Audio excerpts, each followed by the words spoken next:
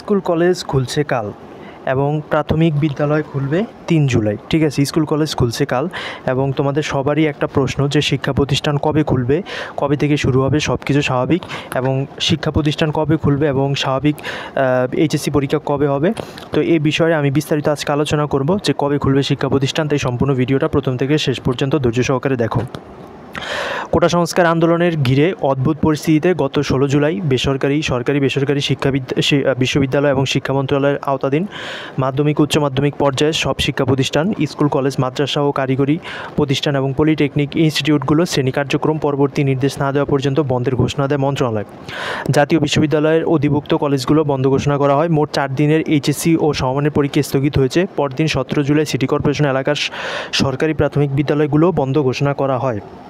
আন্দোলন সহিংসতা ঘিরে সরকারের কারফিউ জারির পর পরিস্থিতি অনেকটাই স্বাভাবিক হয়ে আসছে। আজ বুধবার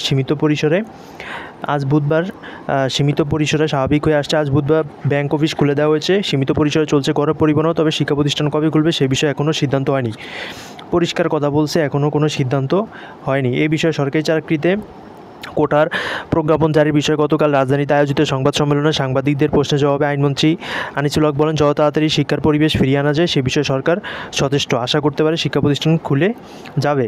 একই সংবাদ সম্মেলনে শিক্ষামন্ত্রী মহিবুল হাসান চৌধুরী শিক্ষার্থীদের নিরাপত্তার বিষয়ে জোর দিয়ে বলেন, শিক্ষার্থীদের নিরাপত্তা নিশ্চিত করা ছাড়া শিক্ষা প্রতিষ্ঠান আবাসিক হল খুলে দেওয়া যাবে না। অর্থাৎ মোটামুটি বলা যাচ্ছে যে আপাতত শিক্ষা প্রতিষ্ঠান খুলতেছে না, শিক্ষার পরিবেশ যখন ফিরবে তখনই একমাত্র শিক্ষা প্রতিষ্ঠান খুলে দিবে।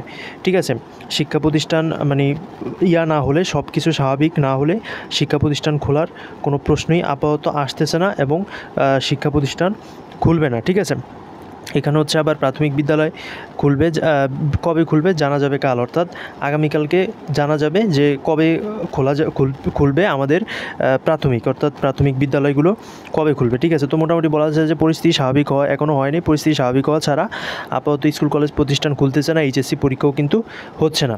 তো আশা করি সম্পূর্ণ বিষয়টা তোমাদের বুঝাইতে পারছি। যারা সম্পূর্ণ ভিডিওটা দেখেছো তোমাদের অসংখ্য ধন্যবাদ। সকলে ভালো থাকবে। আল্লাহ হাফেজ।